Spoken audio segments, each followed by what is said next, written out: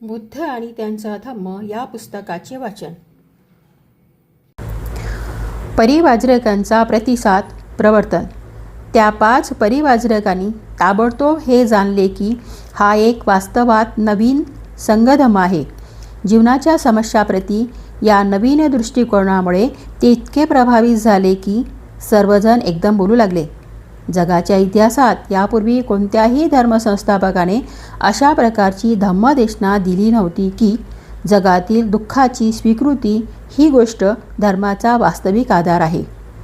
जगाच्या इतिहासात यापूर्वी कोणत्याही धर्मसंस्थापकाने अशा प्रकारची धम्मदेशना दिली नव्हती की जगातील दुःखाचा नाश करणे हाच धर्माचा मुख्य वास्तविक उद्देश आहे.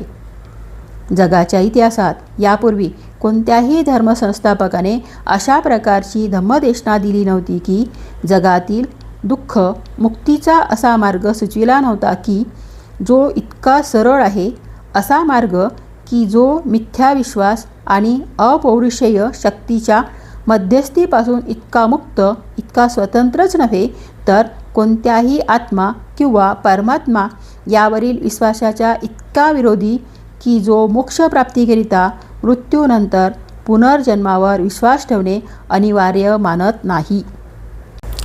जगाच्या इतिहासात यापूर्वी कोणत्याही धर्मसंस्थापकाने अशा प्रकारच्या धर्माची स्थापना केली नव्हती की ज्यांचा ईश्वर वचन, दैवी साक्षात्कार यांच्याशी काही संबंध नाही आणि धम्माचे अनुशासन हे मनुष्याच्या सामाजिक आवश्यकतांच्या अध्ययनांचा परिणाम आहे, न की कोणत्याही ईश्वराच्या देवाज्ञा आहेत. जगाच्या इतिहासात यापूर्वी कोणत्याही धर्मसंस्थापकाने हा धम्मोपदेश केला नव्हता की विमुक्ती म्हणजे असे सुख की जे सुख धम्माचरण करून स्वप्रयत्नाने याच जगात याच जन्मी प्राप्त करता येते. तथागत बुद्धाचे नवीन संघ धम्मावरील धम्मप्रवचन श्रवण केल्यानंतर वरील प्रकारच्या भावना परिवाजरकांनी व्यक्त केल्या.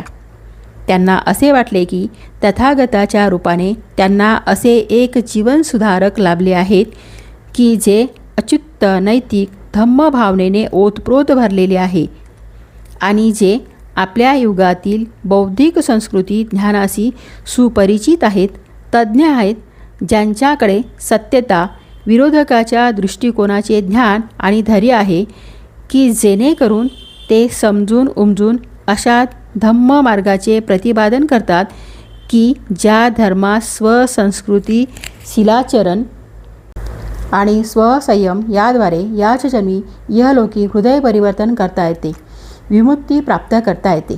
तथागत बुद्धांच्या प्रती त्यांच्या मनात अशी मनावर श्रद्धा निर्माण झाली की ते परिवाजरक तथागतांना तात्काळ शरण गेले आणि त्यांचा शिष्य म्हणून स्वीकार करावा अशी त्यांनी तथागतांना विनंती केली. महाकारुणिक तथागत बुद्धांनी येही भिक्खवे भिक्खुनो या सूत्र उच्चारून सुत्त पठन करून भिक्खू संघात त्यांना दाखल करून घेतले. पुढे ते पंचवर्गीय भिक्खू म्हणून प्रसिद्ध झाले.